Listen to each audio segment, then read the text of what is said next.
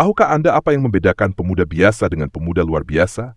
Bukan popularitas atau kemewahan, tetapi himmah, semangat besar, dan cita-cita mulia.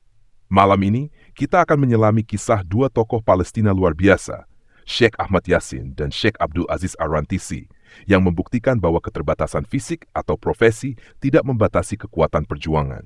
Yuk, tonton sampai selesai dan temukan inspirasi untuk menyalakan himmah dalam hidup Anda. Bismillahirrahmanirrahim. Assalamualaikum warahmatullahi wabarakatuh. Innal hamdalillah nahmaduhu wa nasta'inuhu wa nastaghfiruh wa na'udzu billahi min syururi anfusina wa sayyiati a'malina may yahdihillahu fala mudhillalah wa may yudlil fala hadiyalah. Asyhadu an la ilaha illallah wahdahu la syarikalah wa asyhadu anna Muhammadan abduhu wa rasuluh la nabiyya ba'dah. Allahumma salli wa sallim wa barik ala Sayyidina Muhammadin wa ala alihi wa sahbihi ajma'in. Teman-teman yang dirahmati Allah Subhanahu wa taala, kalau kemarin kita membahas tokoh yang hidup di era modern, yaitu Syekh Ahmad Yasin, dengan judul Rajulun Lahu Azam, laki-laki yang punya azam. Maka pada malam ini kita akan membahas salah satu tangan kanan beliau dengan judul Rajulun Lahu Himmah atau Zu Himmah, laki-laki yang punya himmah. Kalau Syekh Ahmad Yasin adalah laki-laki yang punya azam, maka kali ini kita akan membahas Syekh Dr. Abdul Aziz Ar-Rantisi yang dikenal dengan Zu Himmah, yang punya himmah. Sebelum kita membahas tentang Dr. Rantisi ini, kita coba perhatikan firman Allah Subhanahu wa taala surat Al-Lail. Saya akan bacakan surat Al-Lail dari ayat pertama. A'udzu billahi minasy syaithanir rajim. Bismillahirrahmanirrahim. Wal-laili idza yaghsha wan-nahari idza tajalla wama khalaqadz-dzakara wal-untha inna sa'yakum lasyatta. فأما من أعطى واتقى وصدق بالحسنى فسنيسره لليسرى وأما من بخل واستغنى وكذب بالحسنى فسنيسره للعسرى وما يغني عنه ماله إذا تردى إن علينا للهدى وإن لنا للآخرة والأولى فأنذرتكم نارا تلظى لا يصلاها إلا الأشقى الذي كذب وتولى وسيجنبها الأتقى الذي يؤتي ماله يتزكى وما لأحد عنده من نعمة تجزى إلا ابتغاء وجه ربه الأعلى ولسوف يرضى. Sadaqallahul azim. Teman-teman yang dirahmati Allah Subhanahu wa taala, Syekh Dr. Abdul Aziz Ar-Rantisi juga dikenal dengan julukan singanya Palestina. Jadi di Palestina itu punya banyak tokoh-tokoh besar yang mungkin awalnya diawali dengan tokoh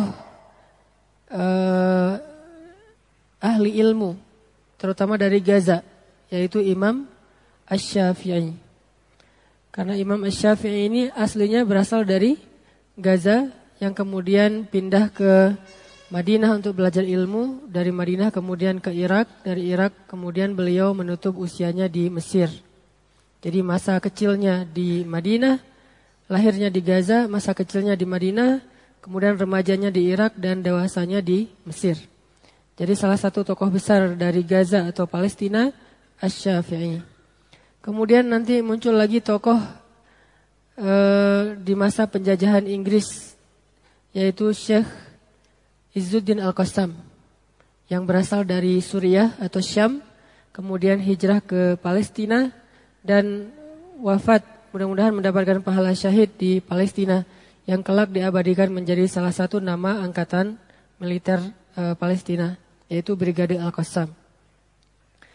Kemudian muncul lagi nama tokoh yang kemarin kita bahas, Syekh Ahmad Yasin, seorang laki-laki yang penuh dengan keterbatasan, lumpuh, dan kemudian juga putus sekolah, miskin, anak yatim, tinggal di kamp pengungsian, tetapi anak yang dengan segala keterbatasannya ini kelak menjadi salah satu rohilatan, orang yang punya pengaruh dan mengangkat atau mengambil beban kaum muslimin, yaitu beban kaum muslimin di Palestina, dan di tangan yang berkahnya lah akhirnya lahir sebuah kelompok pergerakan yang kita kenal dengan gerakan Hamas atau Harakah Mukawamah, yang disingkat dengan Hamasah atau Hamas. Dan malam ini kita lanjutkan dengan tokoh tangan kanannya, Syekh Ahmad Yasin, seorang laki-laki Palestina tulen yang punya beberapa kemiripan dengan Ahmad Yasin. Salah satunya adalah dia secara nasab lahir dari bumi berkah Palestina, tapi secara pemikiran dia lahir dari bumi para ulama Mesir. Jadi ini salah satu di antara produk pemikiran Ikhwanul Muslimin di Mesir. Karena beliau pergi ke Mesir juga belajar sama seperti Syekh Ahmad Yasin, walaupun tahun lahirnya berbeda. Kalau tidak salah kemarin Syekh Ahmad Yasin lahir tahun 1936, sedangkan Syekh Ar-Rantisi itu lahir tahun 47, 2 tahun setelah Indonesia merdeka. Jadi kurang lebih selisih 11 tahun antara Syekh Ahmad Yasin dengan Syekh Dr. Ar-Rantisi. Dr. Ar-Rantisi ini juga seorang anak yang lahir di Palestina, kemudian kampung halamannya dijajah oleh Israel, diduduki oleh penduduk Yahudi Israel, sehingga beliau dan keluarganya terusir dari kampung halamannya dan tinggal di kamp pengungsian, mirip dengan Syekh Ahmad Yasin. Lalu setelah usia remaja, beliau berangkat ke Mesir untuk menuntut ilmu dan mengambil jurusan kedokteran anak. Sampai usia kurang lebih 27 tahun, lulus. Kalau Syekh Ahmad Yasin tidak lulus, kalau Syekh Rantisi lulus di Mesir. Dan mendapatkan gelar dokter, bukan doktor, tapi beliau seorang dokter.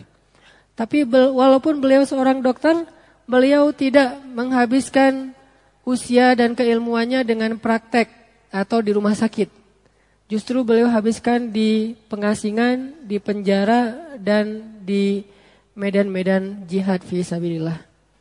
Jadi agak-agak kurang nyambung nih ilmu kedokteran dengan profesinya sebagai mujahid.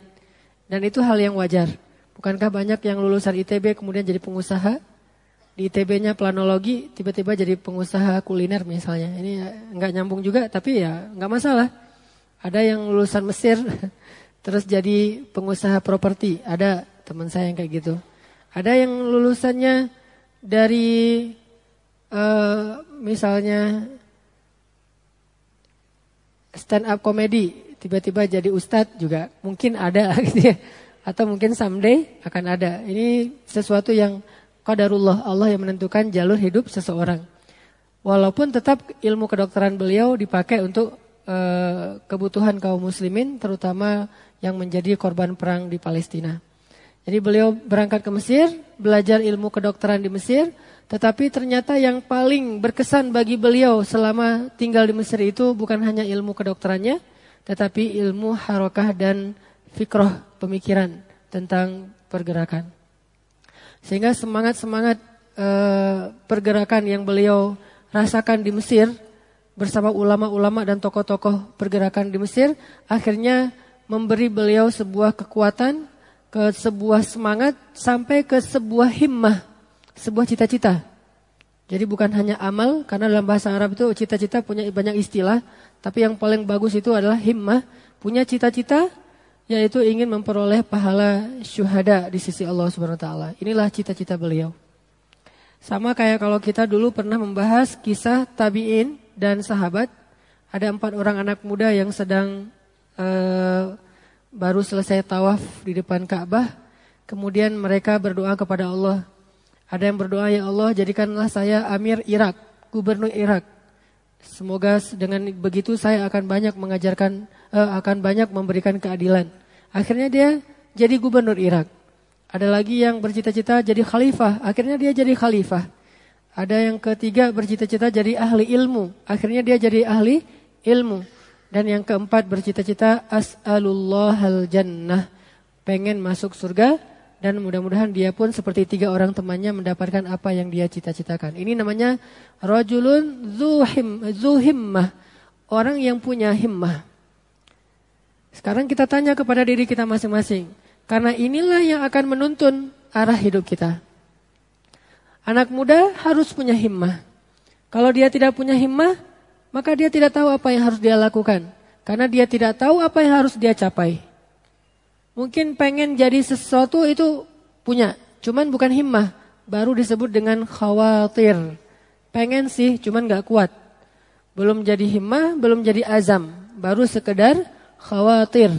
Khawatir yang kelak jadi bahasa Indonesia kuatir. Khawatir ini artinya keinginan-keinginan yang muncul sekilas dalam diri kita, tapi gak kuat. Ini bukan ciri-ciri syabab. Karena salah satu di antara ciri khas pemuda, dzu himmah, punya himmah. Sebagaimana Rontisi di usia 28 tahun, himmahnya adalah pengen syahid di jalan Allah. Dan kata Nabi, siapapun yang meminta syahid, pasti Allah kabulkan. Walaupun meninggalnya di atas tempat tidur. Itu salah satu doa yang pasti diijabah kalau sesuai dengan hatinya. Kalau Ahmad Yasin punya azam, ingin melakukan sebuah perlawanan untuk membebaskan bumi Palestina. Azam itu kemudian melahirkan sebuah gerakan besar yang dikenal dengan Hamas. Jadi laki-laki atau anak muda harus punya himmah atau azam. Inilah yang akan menjadikan dia beda dengan yang lain.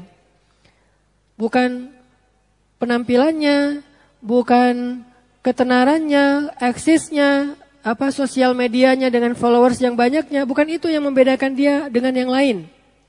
Jadi kalau kita sekarang mungkin trennya adalah membedakan seseorang itu dari sisi seberapa tenar dia, sering masuk TV atau jadi selebgram dengan followers yang banyak, dengan sering ngeposting dan segala macam. Bukan itu yang membedakan seorang pemuda dengan pemuda yang lain. Dalam Islam, yang membedakan seorang pemuda dengan pemuda yang lain adalah himmah dan azam. Dan inilah yang menjadi ciri khas seorang rajul, seorang laki-laki. Kalau teman-teman baca kisah para sahabat dulu, dari zaman sebelum Islam, ciri laki-laki itu adalah punya himmah dan azam. Dari zaman sebelum Islam. Sehingga orang yang tidak punya himmah dan azam itu di masa jahiliyah pun sudah rendah kedudukannya. Apalagi di masa Islam. Kayak misalnya Khalid bin Walid. Dia punya saudara tiri, beda ibu tapi sama ayah, satu ayah. Saudara tirinya Khalid namanya Walid. Walid bin Walid. Jadi anaknya Walid namanya Walid juga. Jadi punya 2 anak laki-laki, yang satu Khalid, yang satu Walid. Jadi Khalid bin Walid dan Walid bin Walid. Kayak saya punya anak misalnya Hanan, Hanan bin Hanan. Anak saya Hanan punya lagi anak namanya Hanan juga. Hanan bin Hanan bin Hanan. Orang Arab suka gitu, nama ayahnya dipakai untuk anaknya. Nah Khalid ini punya saudara namanya Walid. Beda sekali antara karakter Khalid sama Walid sejak masa jahiliyah. Khalid ini orang yang zu azam, punya azam, kalau pengen sesuatu dia lakukan. Sedangkan Walid, dia tidak punya azam, manja. Dan dia termasuk anak kesayangan ayahnya. Dari ibunya yang ibu muda. Sehingga dia dimanja sama ayahnya, tidak dikasih kerjaan-kerjaan yang berat. Gak boleh keluar rumah yang jauh-jauh, hanya di Mekah aja. pakaiannya harus bersih terus, harus bagus terus, dikasih harta yang banyak, aksesoris segala macam.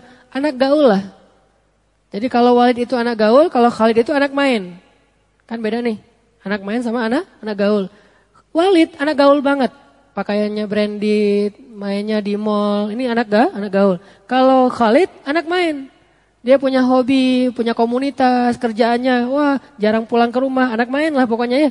Nah, biasanya ini punya azam. Walaupun azamnya diletakkan kepada sesuatu yang masih sia-sia, yaitu berburu, pengen juara panco sama Umar. Terus berduel, lomba. Kalau sekarang mungkin MMA lah ya. Mixed martial art atau ultimate fight itu yang di TV UFC.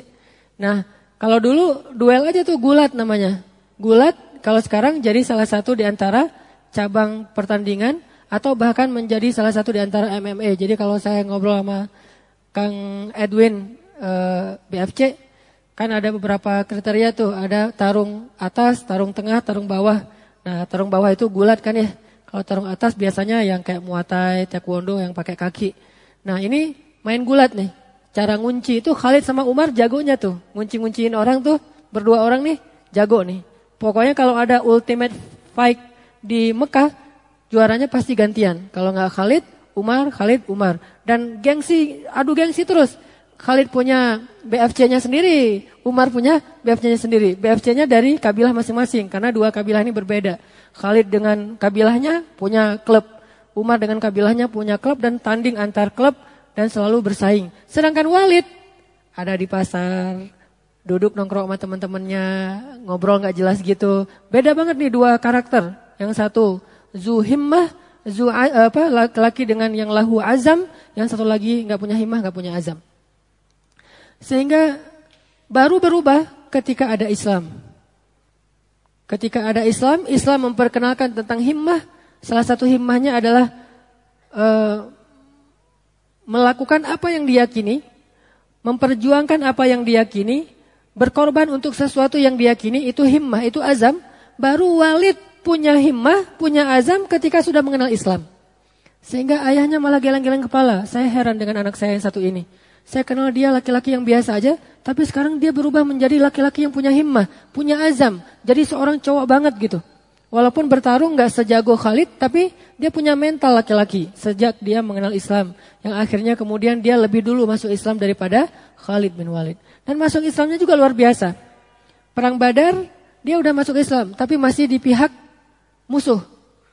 Salah satu di antara orang muslim yang berada di pihak musuh, tapi perang Badar melawan Nabi. Cuman pas terjadi peperangan, dia gak berperang. Dia pegang senjatanya terus dia buang, dia diam aja di tengah-tengah peperangan. Itu Walid nih, agak-agak unik cara perangnya.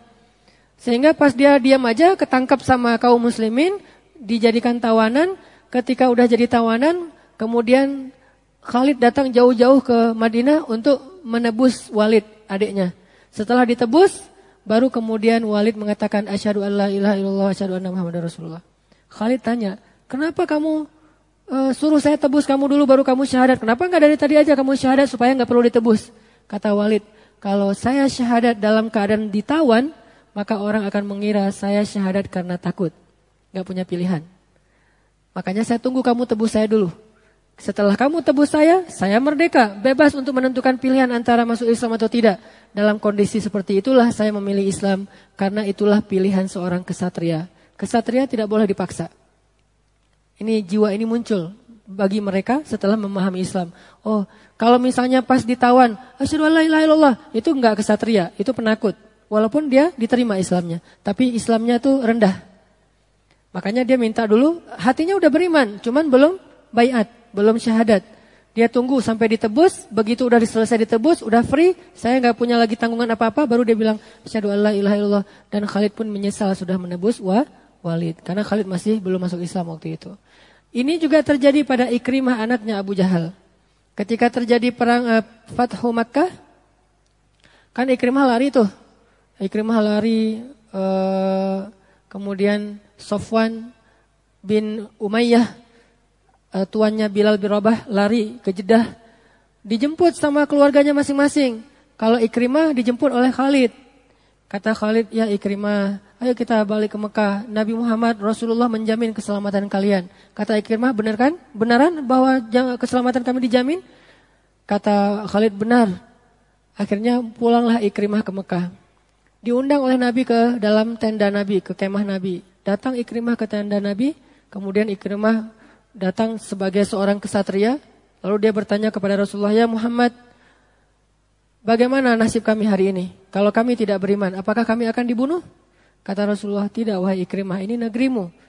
Kamu bebas tinggal di sini. Mau beriman, tidak beriman, pokoknya kamu boleh tinggal di sini sesuka kamu. Ini juga negerimu. Antum tulaqo, kalian bebas, kata Nabi. Setelah Nabi mengatakan bebas dan dia punya pilihan, baru Ikrimah mengatakan, kalau begitu dipegang tangan Rasulullah, asyhadu an la ilaha illallah wa annaka rasulullah. Kenapa tunggu dibilang bebas dulu baru beriman? Karena mereka tidak mau menyatakan keimanan karena terkesan takut, gak punya pilihan. Itulah kesatria. Dan itu himmah, azam, itulah rajul, itulah syabab. Gitu juga dengan tadi Walid bin Walid. Baru Khalid bin Walid mengatakan, saya bangga sekarang dengan Walid bin Walid yang dulunya gak punya himmah, sekarang dia punya himmah walaupun di dalam hal yang saya tidak sependapat dengan dia, tapi sama-sama punya himmah. Itu juga terjadi kepada anaknya Suhail, Abu Jandal ya. Abu Jandal. Kakaknya namanya Abdullah, adiknya namanya Abu Jandal. Ini sama persis kayak Khalid sama Walid. Kakaknya anak main, Abu Jandal anak gaul. Kalau keluar rumah pasti beda tuh. Yang satu pakaian main, yang satu lagi pakaian jalan-jalan. Abu Jandal wangi. Abu Jandal itu kalau sebelum Islam mirip seperti Mus'ab bin Umair. Masih ingat cerita Mus'ab bin Umair yang parfumnya di Mekah cuma ada satu? Yang 100 gram harganya 20 juta. Parfumnya Mus'ab bin Umair. Kalau dia pakai parfum, dia jalan, semua orang tahu bahwa Mus'ab baru lewat. Karena tidak ada yang memakai parfum itu di kota Mekah. Sehingga cewek-cewek kalau udah nyium parfum itu, semuanya pada histeris. Mus'ab, Mus'ab, Mus'ab. Saking kerennya Mus'ab. Rambutnya panjang. Dan secara fisik wajahnya paling mirip dengan Rasulullah SAW. Sehingga beberapa kali pernah orang salah. Rasulullah, bukan saya Mus'ab. Salah. Saking miripnya. Apalagi kalau diposting terus diedit dikit udah mirip tuh. Mus'ab bin Umair sama Rasulullah. Cuma kita gak punya fotonya Mus'ab. Nah, ada Abdullah, ada Abu Jandal. Abdullah ini azam sekali. Dari awal Islam muncul dia sudah memeluk agama Islam. Dan ketika dia memeluk agama Islam awalnya dia galau. Antara masuk Islam atau ngikutin orang tua. Dia duduk sendiri. Tiba-tiba datang Umar bin Khattab di sebelahnya. Umar tanya, Mahmum? Kata Umar. Galau? Bahasa Arabnya mahmum. Galau gitu? Kata Abdullah. Iya sih dikit. Kata Abdullah. Galau dikit ya. Terus kata Umar, mahammuk. Apa yang buat kamu galau? Kata Abdullah, ya Umar. Haruskah kita mengikuti keinginan nenek moyang kita dan orang tua kita dan mendustakan bisikan di dalam hati kita sendiri?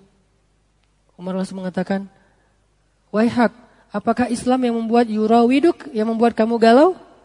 Kemudian Abdullah diam, kata Umar, kalau yang kamu maksud adalah Islam, maka kalau kamu masuk Islam, kamu menjadi musuh saya, tetapi saya respect sama kamu. Tapi kalau kamu mengikuti orang tua dan nenek moyangmu, kamu menjadi teman saya, tetapi saya tidak respect sama kamu. Silakan pilih. Saya nggak ngerti ngasih nasihat yang mana. Kamu masuk Islam, berarti sejak saat ini kamu jadi musuh saya, tetapi saya respect. Saya salut. Cuman kalau kamu mau cari aman, kamu tidak masuk Islam, maka kamu menjadi teman saya, tapi saya tidak respect sama kamu sebagai pengecut. Ini nasihat laki-laki nih. Dia mau memilih sifat laki-laki yang pemberani dan tidak bisa diatur oleh orang lain kecuali dengan kebenaran yang dia yakini, atau mau memilih sifat aman. Akhirnya kata Abdullah, engkau telah memberi saya nasihat. Langsung paginya dia mengatakan, wahai ayah, apakah ayah bangga jika anak ayah ini menjadi seorang musuh yang penuh dengan keberanian? Kata ayahnya, itu hebat. Atau menjadi seorang teman tetapi dengan penuh rasa takut. Justru yang pertama lebih baik, tapi yang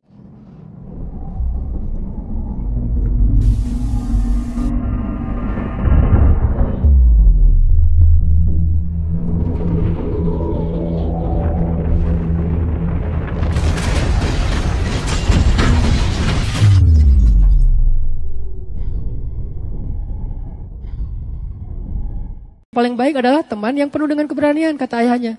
Kata Abdullah, wahai ayah, saksikanlah saya sudah masuk Islam. Asyhadu an la ilaha illallah wa anna Muhammadar Rasulullah. Ayahnya langsung mengusir Abdullah. Awal itu langsung dia punya azam, langsung dia memeluk Islam. Enggak perlu banyak berpikir, ini namanya laki-laki. Enggak gampang galau. Jadi galau itu bukan sifat syabab. Galau itu bukan sifat laki-laki. Galau itu sifat budak. Entah sejak tahun berapa galau itu menjadi identitas anak muda. Para anak muda harusnya nggak boleh galau sama sekali. Kenapa lo nggak ke masjid? Lagi galau. Kenapa lo nggak ulang wae? Lagi galau misalnya. Kenapa kok diam aja? Galau aja. Sampai saking galaunya diposting kegalauannya. Jadi menikmati dan merayakan kegalauan. Posting, lagi galau. Postingannya apa? Tanda tanya. Siapakah dia? Saking galau terus masalah jodoh. Kapan mau ngurus negara? Kapan mau ngurus peradaban? Kapan mau ekspansi dakwah? Kalau masalah jodoh aja bikin galau. Gak bisa belajar, gak berprestasi, gak bisa ngapa-ngapain. Terus saja kayak mayit hidup. Gara-gara mikirin siapakah dia yang di Lauhul Mahfuz. Bikin lagu, syair, novel, cerpen. Semuanya tentang kegalauan. Gitar di kamarnya sendiri hancur atau patah hati atau apapun lah. Ini bukan syabab. Syabab, lihat Muhammad Al-Fatih. Di usia belasan tahun, gambar yang paling sering dia lihat adalah peta. Makanya kata para ulama, geografi itu dulu adalah saqafatul muluk, wawasan para raja. Entah sejak kapan geografi itu jadi pelajaran di sekolah biasa. Dulu geografi itu adalah wawasan para raja. Tidak diajarkan kecuali kepada calon-calon raja. Itu geografi dulu. Eksklusif, ilmu yang sangat penting. Sehingga salah satu ilmu private-nya Muhammad Al-Fatih sejak dia usia remaja, ilmu geografi. Dan geografi bukan bicara tentang letak dan jarak-jarak dan kawasan. Tapi bicara tentang ekspansi kerajaan. Bicara tentang himmah. Bicara tentang obsesi. Dan kalau dia seorang muslim, obsesinya bukan sekedar menjadi raja dengan ekspansi yang luas, tetapi menyebarkan keadilan Islam ke negara-negara yang belum dikuasai. Inilah geografi yang sebenarnya. Makanya sejak usia belasan tahun, salah satu gambar yang sering ditatap oleh Muhammad Al-Fatih, gambar peta yang di dalamnya itu ada peta Konstantinopel. Dia taruh peta gede banget di kamarnya, setiap hari dilihatin. Kayak seorang seniman ngeliatin lukisan gitu ya. Entah apa yang dilihat tuh, kayak bunda tuh? Bukan yang lukisan itu teh. Yang Mr. Bean. Nah, Mona Lisa itu kan diliatin. Kok beda ya? Perasaan kemarin saya ngelihat Mona Lisa ngelihat ke sana, sekarang kok jadi ngelihat ke sana ya? Ini saking imajinasi. Kan coba pergi ke galeri seni. Kalau kita ngelihat hasil karya seni itu selintas terus pindah lagi, pasti bukan seniman. Dan atau mungkin kita nggak punya jiwa seni sama sekali. Ngelihat lukisan, pindah lagi, gitu doang. Nggak dalam. Kalau mau yang seniman banget tuh, tadabur. Satu lukisan 2 jam. Dari ujung sana, semuanya. Akhirnya kesimpulannya apa? Wah, ini pelukisnya curhat lewat lukisannya. Nah, ini berarti seniman kan ya? Muhammad Al-Fatih menatap lukisan geografi tentang Konstantinopel setiap hari tuh dia tatap. Entah berapa jam, setiap hari gini aja. Dan itu terus membangun himmah, keinginan, obsesi dia untuk saya harus bisa menguasai negeri itu. Saya harus membebaskan negeri itu. Saya harus mendapatkan negeri itu. Terus saja. Ini jadi mimpi dia yang membuat dia nggak bisa tidur, yang membuat dia nggak bisa ngapa-ngapain kecuali ngeliatin itu sampai akhirnya Allah berikan kepada dia kekuasaan. Maka sejak dia mendapatkan kekuasaan, obsesinya adalah Konstantinopel. Sampai akhirnya bisa dibebaskan di tangan dia sebagaimana tanabbu dari Rasulullah SAW. Inilah syabab, inilah rajul, inilah pemuda, inilah laki-laki. Jadi salah satu PR ibu-ibu dalam mendidik anak laki-laki, nanti someday kita akan bahas gimana mendidik anak perempuan. Kalau khusus materi anak laki-laki adalah ibu-ibu punya PR gimana menanamkan himmah, obsesi kepada anak laki-laki. Itulah yang membuat dia menjadi rajul suatu saat nanti. Itu yang terjadi pada Muawiyah. Muawiyah ini punya ayah dan ibu yang sangat zuhimmah dan azam. Ibunya Hindun, ayahnya Abu Sufyan. Apa kata Hindun? Saya menyesal melahirkan kamu kalau kamu cuma menjadi seorang gubernur. Ini kata Hindun kepada Muawiyah. Saya nyesel. Ibu nyesel udah ngelahirin kamu, wahai Muawiyah, kalau kamu hanya menjadi seorang gubernur. Kamu harus menjadi pemimpin bagi semua manusia. Khalifah. Makanya itu yang buat Muawiyah pengen banget jadi khalifah sampai ribut sama Ali kan ya. Ali di Madinah dilantik, Muawiyah juga dilantik di Syam. Akhirnya rame.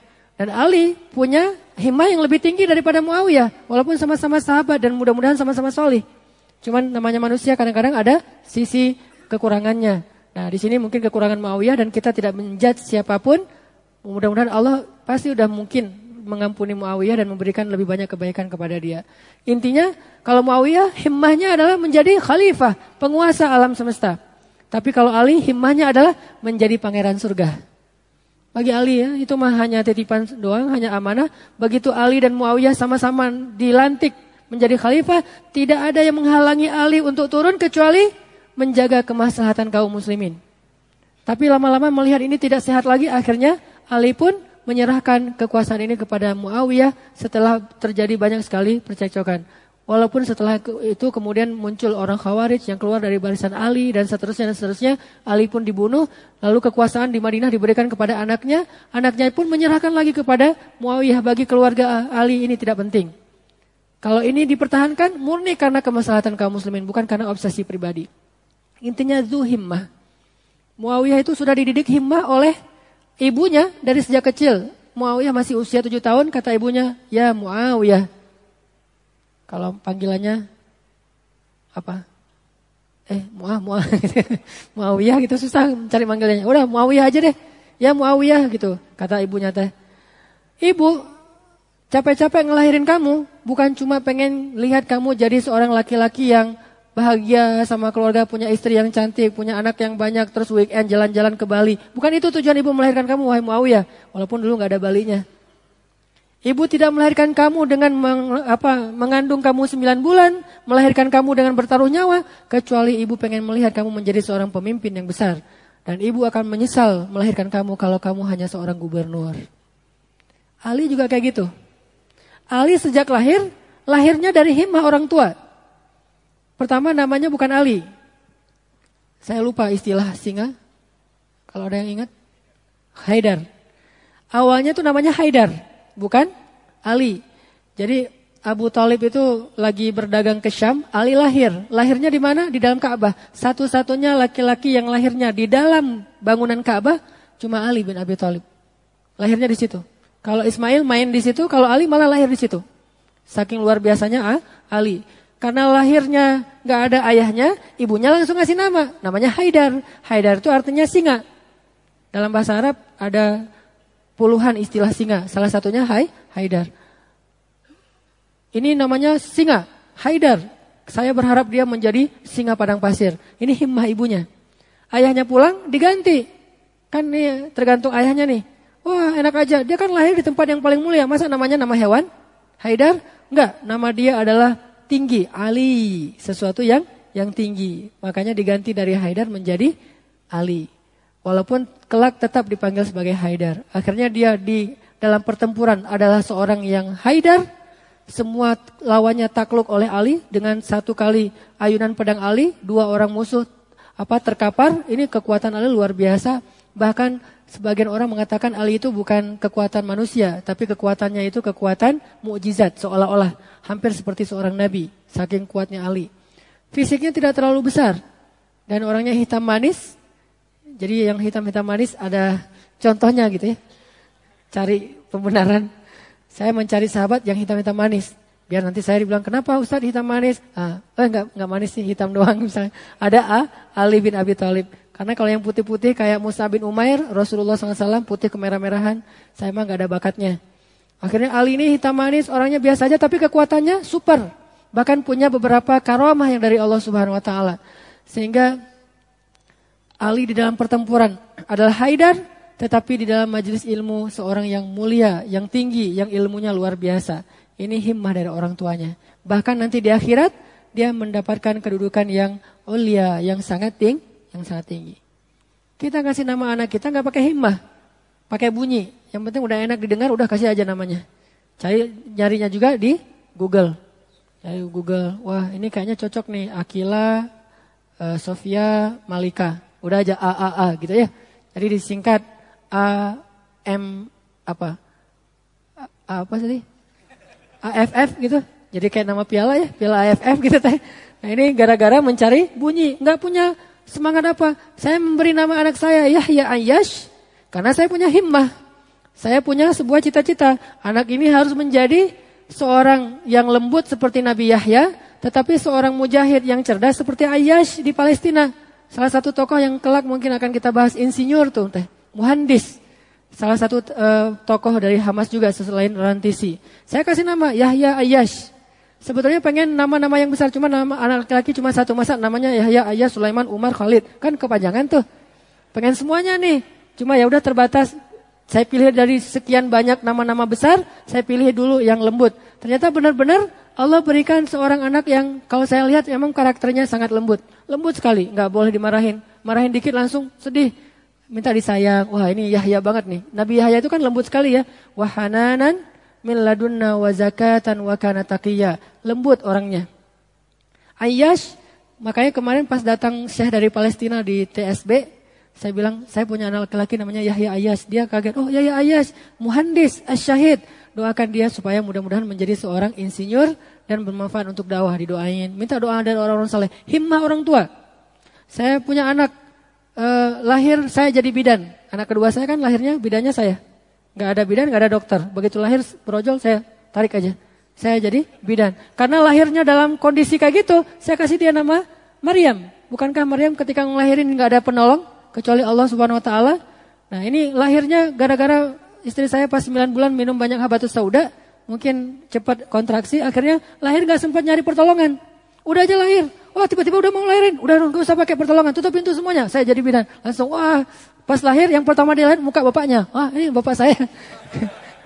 Makanya dia paling dekat tuh sama saya. Kalau Aisyah yang pertama dekat sama ibunya, kalau yang kedua yang keriting ini saya ajak ke laut, surfing. Karena dekatnya sama saya, soalnya wajah pertama yang dia lihat itu wajah jenggotan ayahnya ternyata.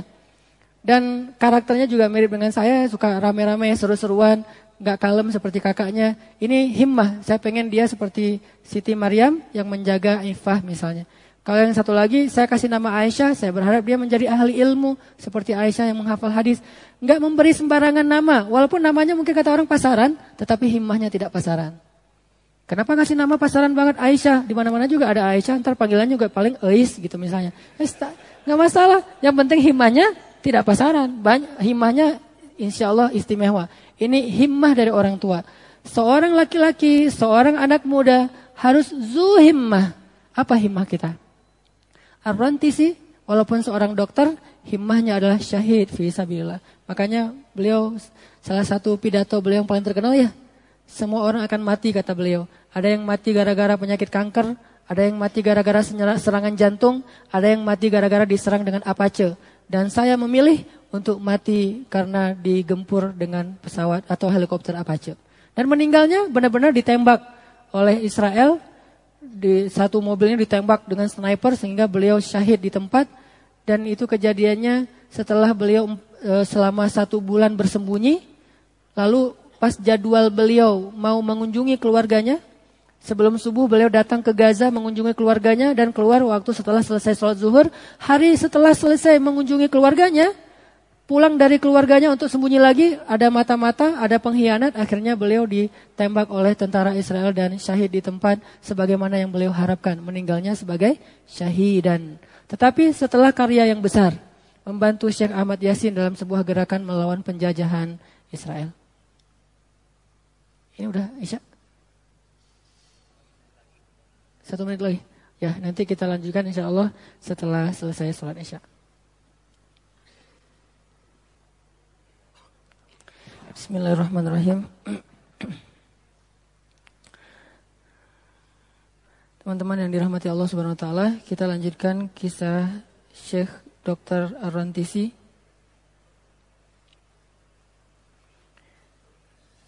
Dr. Ar-Rantisi ini mendapatkan cita-citanya untuk meninggal dalam keadaan syahid hanya berselang kurang dari 1 bulan setelah wafatnya Syekh Ahmad Yasin. Jadi dalam waktu 2 bulan itu, bulan Maret Syekh Ahmad Yasin tahun 2004, bulan Maret Syekh Ahmad Yasin dibunuh setelah selesai sholat subuh di masjid dengan rudal Israel. Kemudian kurang dari sebulan kemudian Syekh Rantisi juga ditembak di mobil beliau sepulang dari rumah keluarga beliau. Jadi dalam 2 bulan itu kaum muslimin di Palestina berduka atas wafatnya 2 tokoh besar pendiri gerakan Hamas. Yang satu adalah pemimpin spiritualnya atau pemimpin ideologinya Syekh Ahmad Yasin. Yang kedua pemimpin politik dan militernya, yaitu Syekh Dr. Ar-Rantisi. Kalau kita perhatikan tentang masa belajarnya Ar-Rantisi, usia 28 tahun setelah beliau menyelesaikan pendidikan dokternya di Mesir, beliau kembali ke Palestina dan langsung merapat menjadi muridnya atau dekat dengan Syekh Ahmad Yasin. Ini salah satu rahasia beliau akhirnya bisa sukses di dalam dakwah, di mana beliau memilih seorang mentor yang tepat, mentor yang mujahid, mentor yang taat kepada Allah Subhanahu wa taala. Sebagaimana firman Allah, ya ayyuhalladzina amanu taqullaha wa kunu ma'as-shadiqin. Wahai orang-orang yang beriman, bertakwalah kepada Allah dan senantiasalah kamu dengan orang-orang yang shadiqin. Jadi kalau kita punya himmah seperti Syekh Ar-Rantisi, maka kita akan memilih teman yang bisa membuat kita lebih mudah mendapatkan himmah kita. Memilih guru yang membuat kita lebih mudah mendapatkan himmah kita. Ini ada tisu. Ada yang bawa tisu enggak? Ntar saya ambil. Oh ya, bentar.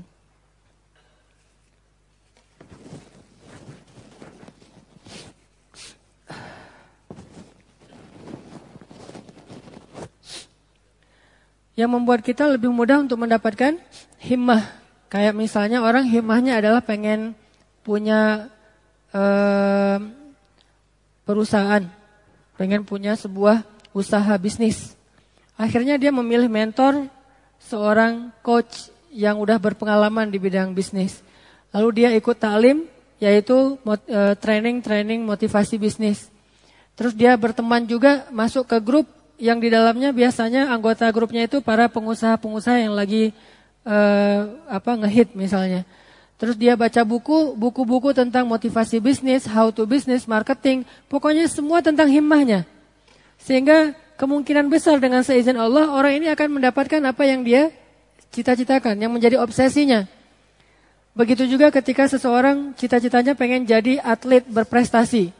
Maka dia akan, yang dia follow adalah atlet yang udah yang udah legend, yang terbaik misalnya.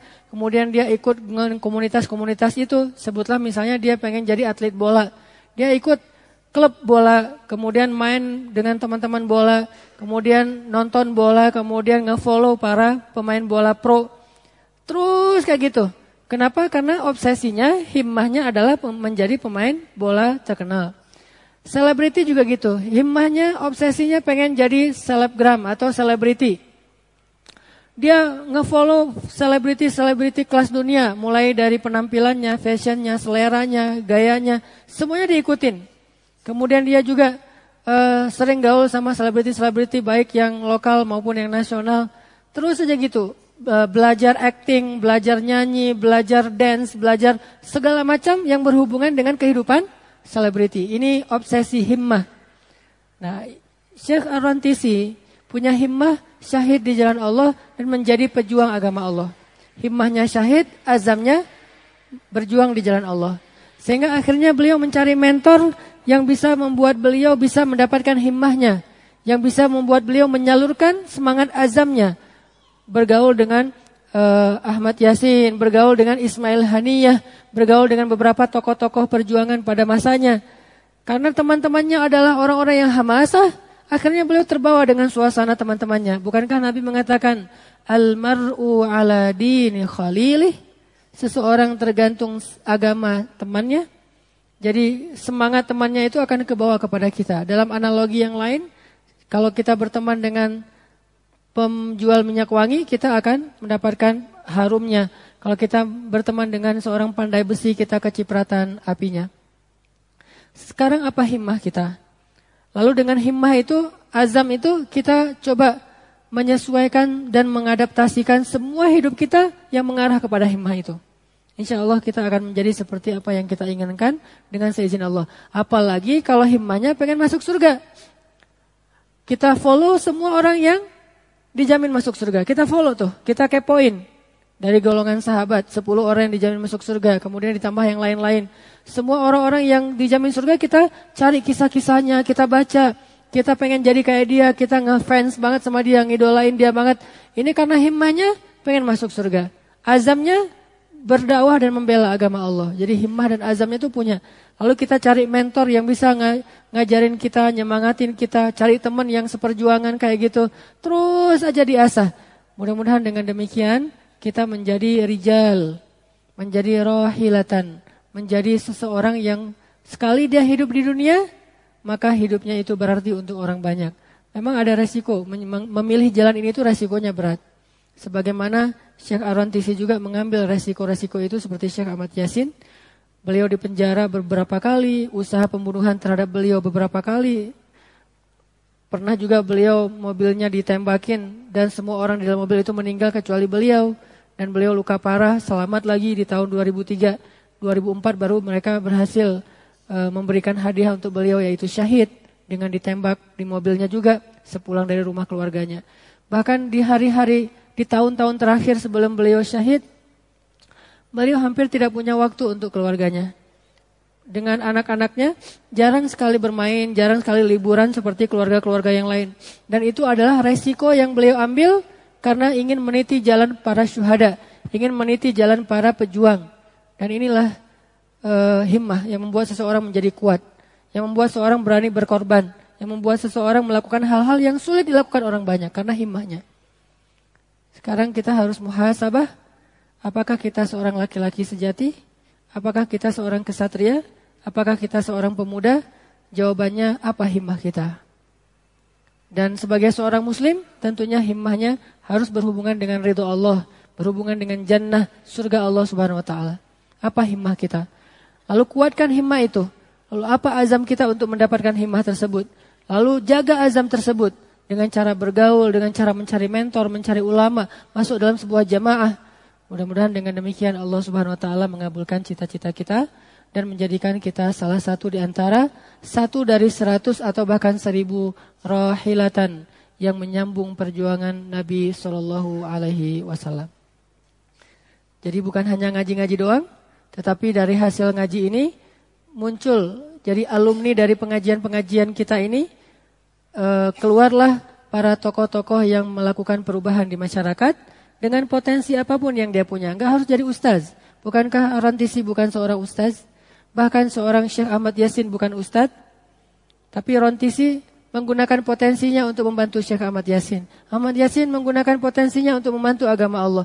Dan mereka bukan sendiri. Yahya Ayyas seorang insinyur. Ismail Haniyah bukan juga seorang ustaz. Belum lagi nanti ada nama-nama besar yang lainnya. Semua mereka menggunakan potensinya untuk mendapatkan himmah yang diridhoi Allah Subhanahu wa taala. Makanya jadilah rahilatan. Jadilah rijal, jadilah syabab. Lakukanlah perubahan yang konkret di masyarakat. Jadilah magnet people. Keberadaan teman-teman yang udah ngaji ini di tengah masyarakat ditunggu, dibutuhkan, dikelilingi oleh orang-orang yang menitipkan amanah dan harapan kepada kita. Baru jadi seorang laki-laki yang sejati. Baru jadi khairun nas anfa'uhum linnas. Sebaik-baik manusia yang paling banyak bermanfaat bagi manusia yang lain. Dalam hadis yang lain Nabi mengatakan, khislatan, ada 2 hal yang tidak ada satupun yang lebih baik daripada 2 hal ini dalam agama. 1 beriman kepada Allah, yang kedua bermanfaat untuk orang lain. Ini 2 hal yang tidak ada yang lebih baik daripada 2 hal ini dalam agama Islam. 1 beriman kepada Allah, dan kedua menjadi orang yang paling banyak bermanfaat bagi orang lain.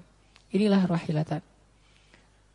Mudah-mudahan kita bisa mengambil semangat dari kisah sederhana ini, kisah singkat, biografinya silahkan cari di internet, banyak tuh.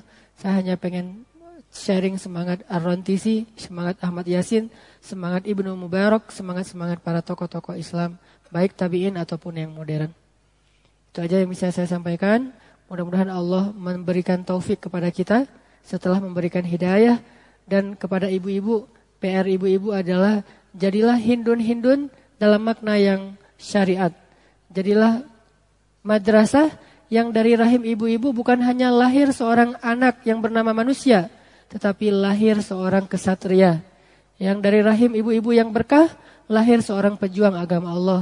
Tidakkah kita bangga nanti di akhirat, di antara keluarga kita ada seorang syahid, walaupun meninggalnya di atas tempat tidur? Tidakkah kita bangga nanti di akhirat, di antara keluarga kita, anak-anak kita ada yang hafiz Al-Quran?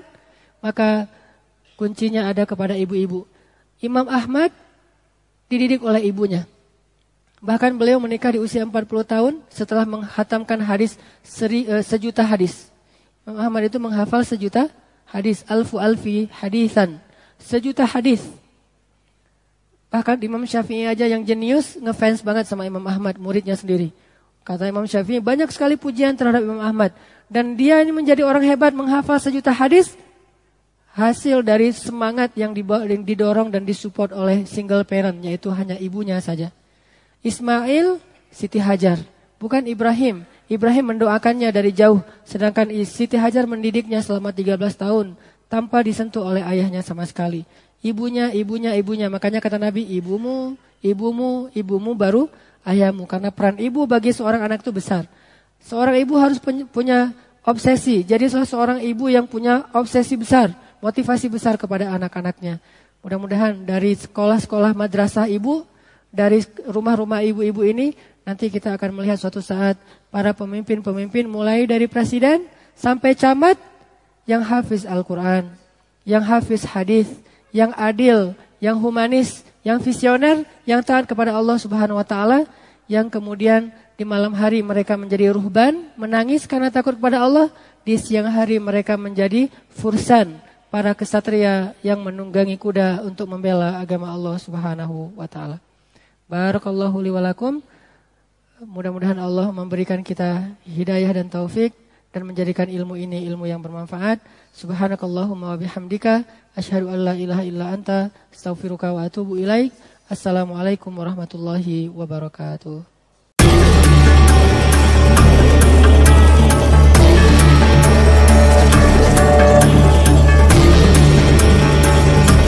Pada malam itu, kisah inspiratif tentang dua tokoh besar Palestina, Syekh Ahmad Yasin dan Syekh Abdul Aziz Ar-Rantisi, disampaikan dengan penuh semangat. Ceramah dimulai dengan mengenang keuletan dan keberanian Syekh Ahmad Yasin, seorang tokoh besar dengan keterbatasan fisik yang berhasil membangun Hamas, gerakan perlawanan Palestina. Fokus ceramah kemudian bergeser kepada Syekh Abdul Aziz Ar-Rantisi, seorang teranak yang memilih jalan perjuangan melawan penjajahan, menunjukkan bagaimana hidupnya dipenuhi dengan himmah atau semangat besar untuk syahid di jalan Allah. Meski seorang dokter, ia mengabdikan hidupnya untuk perjuangan, meninggalkan praktik medis demi menyokong perjuangan rakyat Palestina. Cerita Syekh Ar-Rantisi menggambarkan bagaimana himmah seseorang mampu mengarahkan hidupnya pada tujuan mulia. Ia belajar di Mesir, terinspirasi oleh para ulama dan tokoh pergerakan di sana, hingga kembali ke Palestina membawa semangat perjuangan. Dalam hidupnya yang penuh pengorbanan, ia terus bergerak di bawah tekanan, kehilangan waktu bersama keluarganya, hingga akhirnya ia wafat sebagai syahid, ditembak oleh pasukan Israel di dalam mobilnya. Kisah ini menggarisbawahi bagaimana himmah yang kuat bisa menjadi penuntun hidup yang bermakna, meskipun diwarnai risiko besar. Ceramah diakhiri dengan pesan mendalam kepada para pemuda dan orang tua. Anak muda diajak untuk memiliki himmah yang besar seperti Muhammad Al-Fatih, yang obsesinya membebaskan Konstantinopel sejak muda. Para ibu diberi pesan untuk mendidik anak-anak mereka menjadi pemimpin yang penuh semangat dan keberanian. Semangat ini menurut pembicara akan melahirkan generasi baru yang adil, visioner, dan berjuang demi agama serta masyarakat. Ceramah ini adalah ajakan untuk menumbuhkan semangat dalam diri setiap muslim, agar hidup lebih bermakna bagi umat dan mendapatkan ridha Allah.